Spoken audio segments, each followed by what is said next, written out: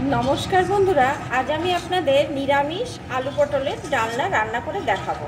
তার জন্য প্রথমে এখানে আমি কড়াইতে পরিমাণ মতো সর্ষের তেল দিয়ে দিয়েছি। তেলটা এখন এখানে আমার গরম হয়ে গেছে। এখন আমি এর ভিতরে দিয়ে দেবো কয়েক টুকরো আলু,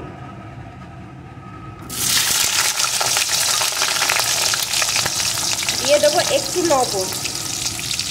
এখন আলুটাকে লাল লাল করে ভেজে নেব।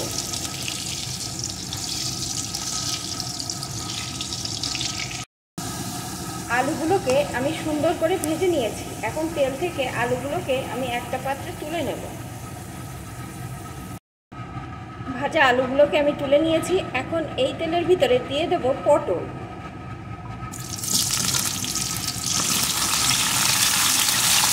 দেখুন বন্ধুরা, এখানে আমি পটলগুলোর খোসা ফেলে অর্ধেক করে নিয়েছি। এখন আমি এই পটলের ভিতরেও দিয়ে দেবো একটু লবণ। পটলগুলোকে সুন্দর করে ভেজে নেব।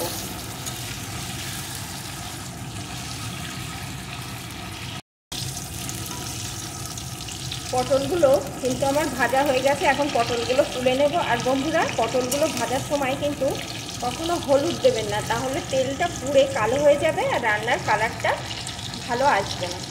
এখন পটলগুলোকে আমি তুলে নেব। পটলগুলো তুলে নিয়েছি। এখন এই তেলের ভিতরে ফোড়নে দিয়ে দেবো একটা তেজপাতা, একটা শুকনো লঙ্কা, একটু গোটা গরম মশলা, গোটা জিরে। এখন ফোড়নগুলোকে সুন্দর করে ভেজে নেব।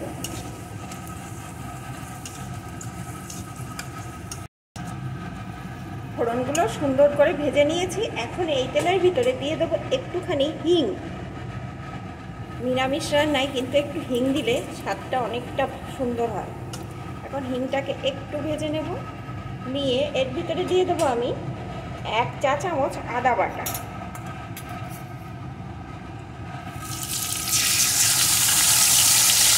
সাথেই দিয়ে দেবো একটু লবণ।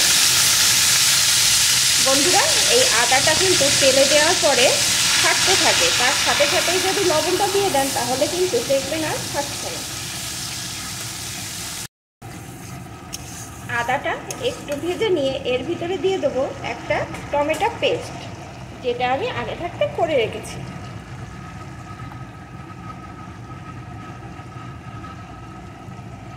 এখন বেশ কিছুক্ষণ ধরে এটাকে কষিয়ে নেব, যতক্ষণ না এই টমেটো আর আদার কাঁচা গন্ধটা দূর হয়ে যায়।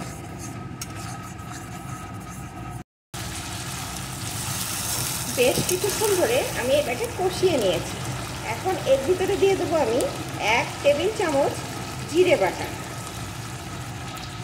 বন্ধুরা, আমার ঘরে জিরে বাটা ছিল তাই আমি জিরে বাটা ব্যবহার করলাম। আপনারা তো জানেন বাটা মশলায় তরকারিতে একটা আলাদা রকম স্বাদ নিয়ে আসে। তবে আপনাদের ঘরে যদি জিরে বাটা না থাকে, জিরে গুঁড়ো এখানে দিয়ে দিতে পারেন। দিয়ে দেবো 1 টেবিল চামচ ধনে গুঁড়ো, একটু লঙ্কা গুঁড়ো। লঙ্কাটা আপনারা আপনাদের স্বাদ অনুযায়ী দিয়ে নেবেন। সামান্য একটু চিনি। এই চিনিটা দেওয়ায় কালারটা যেমন সুন্দর হবে, টেস্টটাও সুন্দর হবে। এখন সুন্দরভাবে সব কিছুকে ভালো করে কষিয়ে নেব।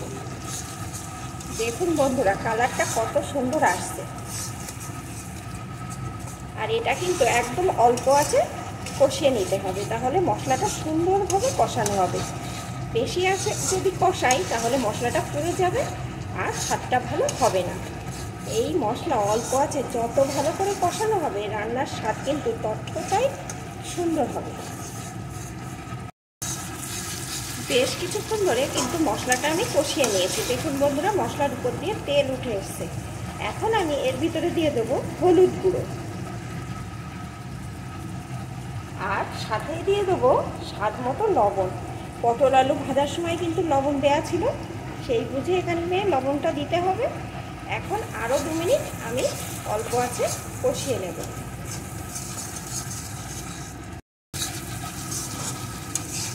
এখন আমি এই মশলার ভিতরে ভেজে রাখা আলু পটলটাকে দিয়ে দেব।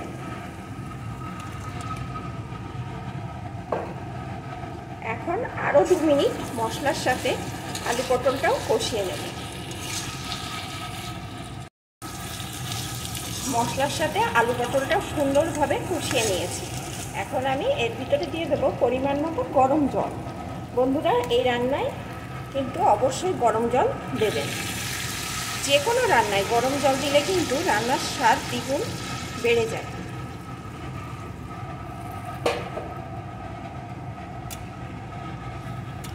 এখন বেশ কিছুক্ষণ আমি এটাকে রান্না করে নেব। দেখুন বন্ধুরা, এখনই কালারটা কত সুন্দর এসেছে। বেশ কিছুক্ষণ ধরে আমি এটাকে রান্না করে নিয়েছি। দেখুন বন্ধুরা, এখানে আলু পটল সব ভালো রকম সিদ্ধ হয়ে গেছে আর কালারটা কত সুন্দর এসছে। এখন আমি এর ভিতরে দিয়ে দেবো সামান্য একটু ঘি, সাথেই দিয়ে দেবো একটু গরম মশলার গুঁড়ো। এখন একটু মিশিয়ে নেব। বন্ধুরা, এখানে কিন্তু আমার রেডি হয়ে গেছে আলু পটলের নিরামিষ তরকারি বা ডালনা, যে যেটাই বলেন। আর এর স্বাদ কিন্তু আপনারা একদম অনুষ্ঠান বাড়ির স্বাদ পেয়ে যাবেন। এটা কিন্তু খেতে অসাধারণ স্বাদের হয়। আর এই নিরামিষ রান্না খেলে কিন্তু আপনাদের আর মনে হবে না মাছ মাংস দিয়ে খাই, এটা দিয়েই খেতে ইচ্ছা করবে। তাহলে বন্ধুরা, আমার রেসিপিটি আপনাদের কেমন লাগলো প্লিজ কমেন্ট করে জানাবেন। আর ভালো লাগলে অবশ্যই একটা লাইক করে দেবেন। এখন এই নিরামিষ আলু পটলের ডালনা আমার রেডি, আমি নামিয়ে নেব।